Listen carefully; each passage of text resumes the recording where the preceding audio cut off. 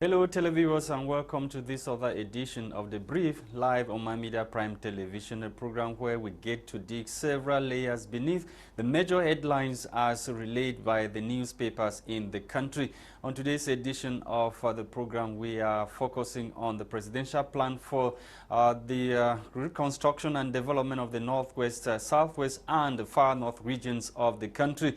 We are told that the presidential plan has received support from the private sector worth 1.2 billion francs CFA and controversial bill on mobile money in parliament, the bill that is already raising a lot of dust. We are told that as from January 2022, if eventually passed in parliament and enacted by President Paul Biya to become law, the bill will have to, or Cameroonians will have to pay 0.2% per every mobile money transaction they carry out. We shall be telling you more about the bill that is already in parliament and is raising a lot of dust in course of the program. Bomotonguina Gwladys is here with us and she has the headlines in the French language. Bonjour Gwladys et bienvenue une fois de plus. Merci beaucoup, bonjour à toi Lasha.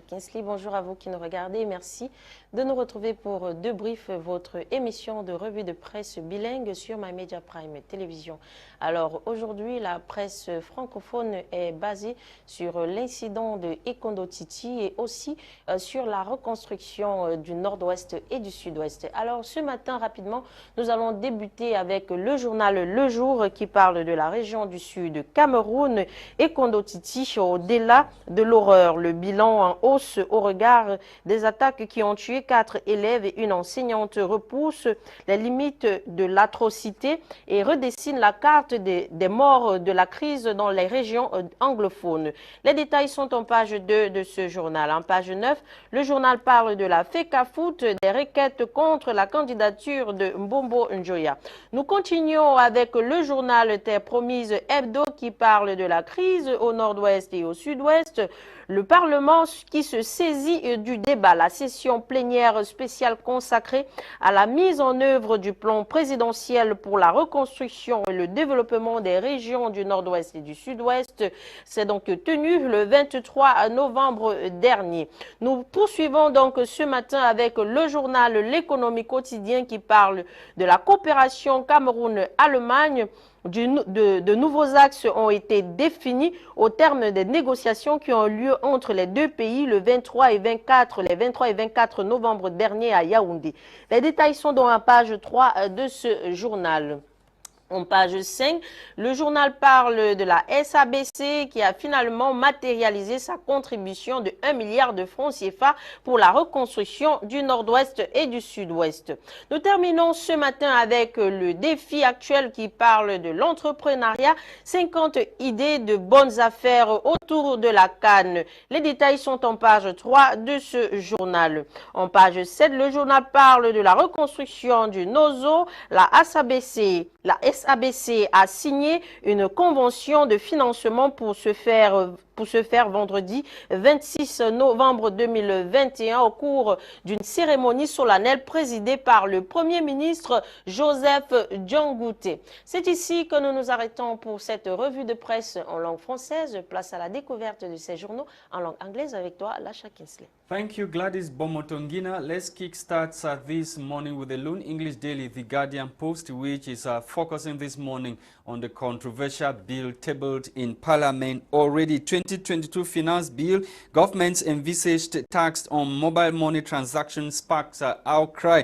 We are told that the bill, if voted, will compel senders and receivers of mobile money to pay 0.2% on every transaction in addition to the already existing charges. We are equally told that experts warn the new tax will push up inflation and increase the cost of living for millions of Cameroonians already living below poverty line, and over 150,000 mobile money agents at risk of losing source of livelihood if the bill eventually passed in Parliament and enacted by President Paul Biya. You can get more details about the bill on mobile money transaction only in this edition of the Guardian Post newspaper. The Guardian Post is also telling us this morning that China-Africa trade has hit 185 billion francs or billion dollars, $185 billion. The revelation was made recently, and the trade between Africa and China has been revealed to stand at 185 billion US dollars. The revelation, like I earlier mentioned, was made at the 18th edition of the Forum on China-Africa Cooperation, and the forum, which started in Dakar, Senegal yesterday, ends today, November 30th, and the figures are set to reveal that China has overtaken the United States of America in trade with Africa. Still in the Guardian Post newspaper, we are told that government condemns school killings and stays mute on the fate of kidnapped delegates in Ndian division in the southwest region of Cameroon. On to the Voice newspaper. The Voice newspaper is focusing on the Anglophone crisis, and this time around telling us that CBC is mourning Anglophone war victims. The executive president of the Cameroon Baptist Convention, Reverend Dr. Nditame, as we are told, was speaking recently while committing those who have been committing atrocities in the two English-speaking regions to divine justice. More details in this edition of the Voice newspaper, and the Voice is also telling us that EU Parliament has spoken, and they have sent out a strong message to separatists and government concerning humanitarian act or ceasefire and a true and meaningful dialogue to end the crisis in the two English-speaking regions of Cameroon. And we are equally told that two private or companies from the private sector have supported the presidential plan for the reconstruction and development of the Northwest region with over 1.2 billion francs CFA. Let's leave the Voice newspaper. We are with the Herald Tribune. The Herald Tribune newspaper is telling us this morning that first US-based Cameroonian bishop arrives home. We are told that the bishop, who goes by name Jerome Fujo, was first African bishop to be appointed in the United States of America. He arrived at his hometown recently and was received by Cameroonians or his fellow compatriots. Talking about the reconstruction and the development of the Northwest and Southwest regions, we are told that the plan has gained the confidence of business giants with over 1.2 billion francs support. The pledge was made in Yaoundé recently during a meeting at the Star Building chaired by Prime Minister, Head of Government Chief Dr. Joseph Dion Ngute. Thank you for watching, televiewers. We are back in the studio to continue with our discussions this morning. We are going straight to London to meet Maître Alex Ndive, who is the leader of a political party registered both in UK and in Cameroon. Good morning, Maître, and welcome to the program. Good morning, Mr. Lasha. Good morning, Gwladys. Always a pleasure to speak to you and know what is going back home, because I'm very interested in our homeland, what is happening. Thank you. Good morning. Yes, let's begin vividly with this controversial bill that has been tabled in Parliament regarding mobile money transactions. And the bill is coming at a time when President Paul Biya is encouraging digital economy. And we are told that by January 2022, if the bill is eventually passed in Parliament and enacted by President Paul Biya, Cameroonians will have to pay 0.2% per every mobile money transactions they carry. This reminds me of the so-called phone tax, of which I campaigned that the government should stop it because it was double taxation. And to me, this is not far-fetched from the phone tax, because I presume, although I haven't done my research properly, I presume that this mobile tax, it will be another double taxation. My concern with this government of La République du Cameroun is we often hear about tax, tax, tax. We don't see development. Since 1966, this CNU government rebranded CPDM have been taxing people, and they don't look at No, but no government can live without tax. That's a source of revenue for government. I made it clear. If you tax people, then we see the development, no problem. When we tax people, what do we see? We see Mendoza in prison, and Titi Bezwa in prison, Desro Engo in prison. The people, you tax us and you put the money into your pocket. That's my concern. Don't tax people without development, because this government has been in power for more than 55 years. When I talk the CNU, which is CPDM now, and we have not seen any development, it concerns me that... No, how can you say we are not seeing any development? We have the Japoma Stadium, we have many other infrastructure, the Lompanga Dam and other mega infrastructure being constructed by the government with the same tax money. Me to ask this question to people of Cameroon, who decide to construct stadium in Douala, why you cannot construct the same stadium in Manko, Bamenda, or in Banso? So this one side and separatist type of development is our concern as a party. So we cannot talk about, if you, a normal person in Cameroon today, if you wake up from your house, what do you want? Shelter, electricity, water. It's not a stadium. Stadium is not a basic necessity of life. So we should distinguish these things. Insofar as I love football, people don't wake up in the morning and they want football. They want to see how they will pay their kids' school fees. They want to see what they will eat or light or water. It's not about football. Football is a secondary thing. It's right behind the scale of preference when it comes to human necessity. So your problem is that government has not been using tax money to develop the country, or the kind of tax policy put in place, because many Cameroonians are crying that this 0.2% tax on every mobile money transaction is going to be very heavy on them, most of whom are already living below poverty line. As you say, my problem is that we need an alternative. We cannot have a government that has been taxing people, and the people, they always tax people to feed the few, like giving presidential ambulance to their friends, coming abroad for treatment. They cannot construct hospitals.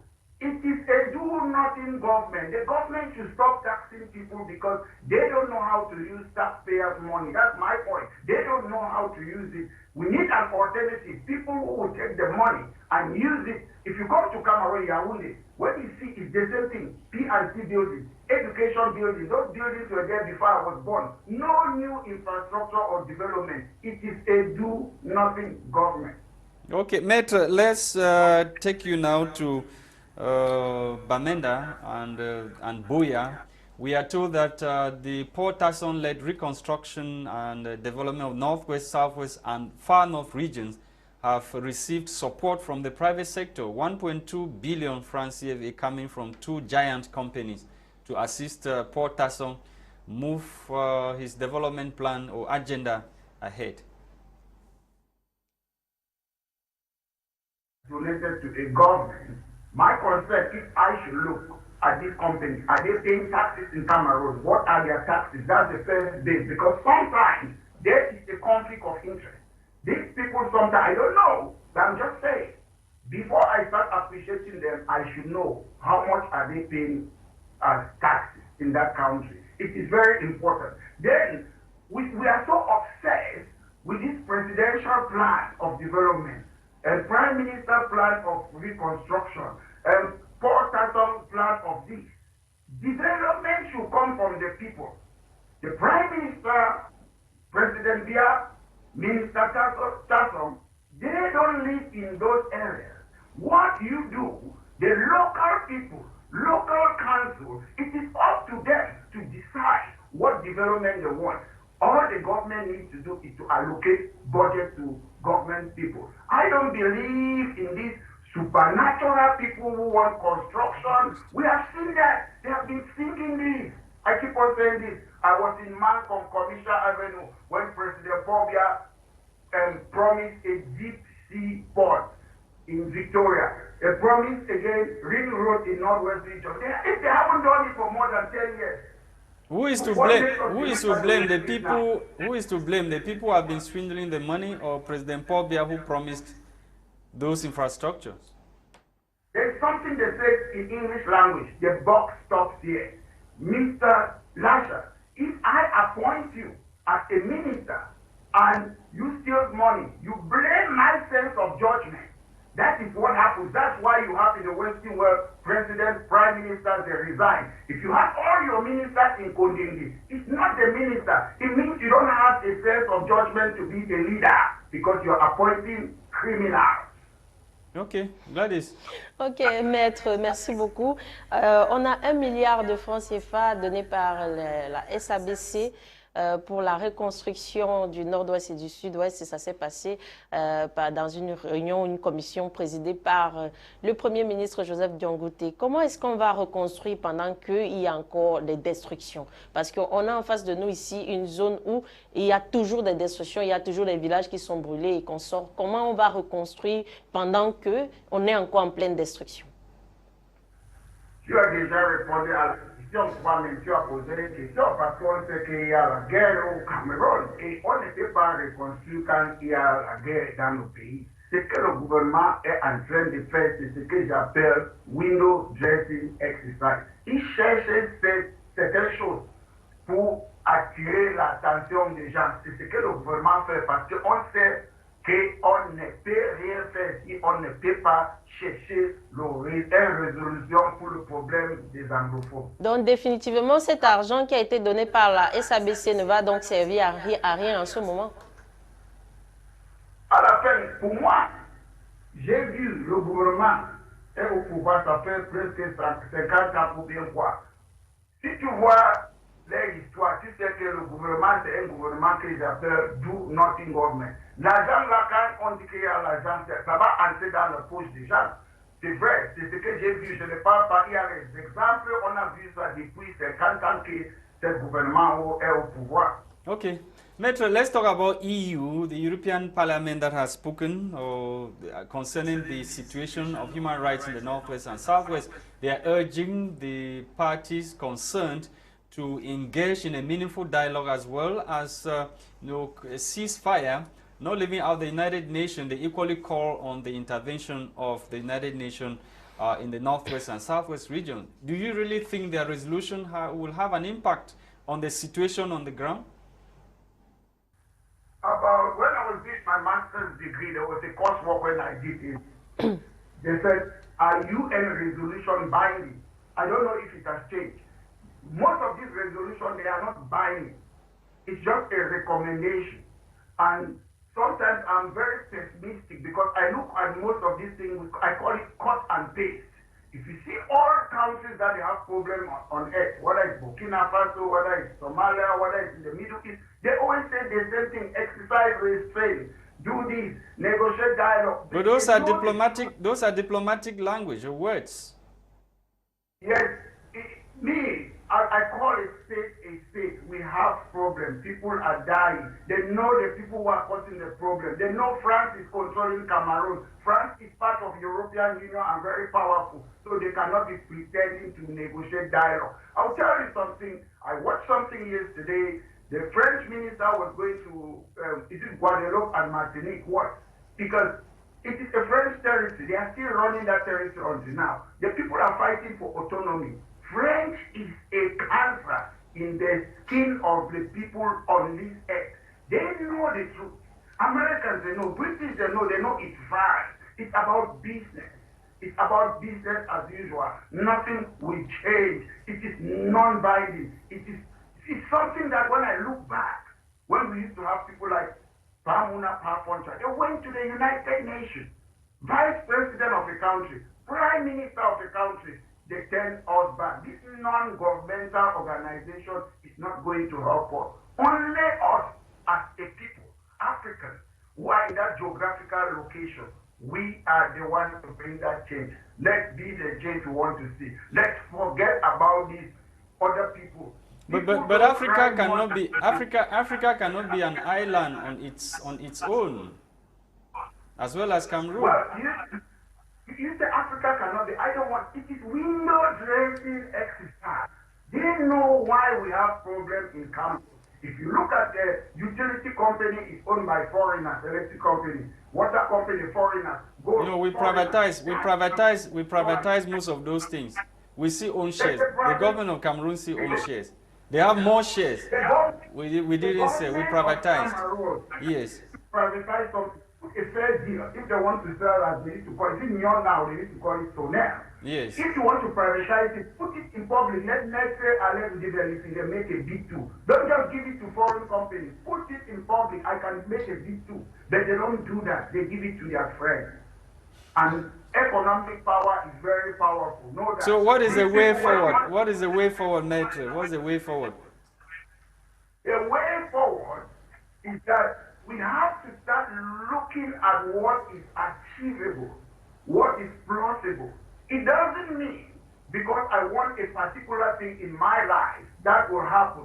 To me, I wrote my book, The Last Alternative, One Hope for the Cameroon, more than 25 years ago. And I studied what happened in Cameroon. I studied what happened in countries like Scotland, Catalan, Quebec. In Cameroon, what happened is that Anglophone, West Cameroonians, they created a political party just for Northwest and Southwest, as it is called today. And they took us to join La République du Cameroon without bloodshed. They changed the form of the government from Federal Republic to United Republic. Then, as Bia said, they assimilated the English part of Cameroon to La République du Cameroon. So why can we not use the same system by creating this political party that we have created? We start taking the seats, parliamentary seats, and we make sure that by then, I mean, we have the mandate. We target those seats, and instead of us allowing parliamentarians who are rubber stamp parliamentarians, we put people who can speak for us. And the people will know that we... Okay. Maitre, thank you very much. Thank you very much. Our time is up. Hopefully we'll be with you next week. Thank you so much for taking out your time to be with us this morning on this very second edition of The Brief for the week. Thank you to televiewers of My Media Prime for taking our time to watch us this Tuesday morning. We're glad you were with us, and hopefully we'll be with you tomorrow for yet another edition of What the Papers Must Have Said. The program was produced by Christain, Tebong. We were Bomotonguina, Gwladys, and Lasha. Bye-bye.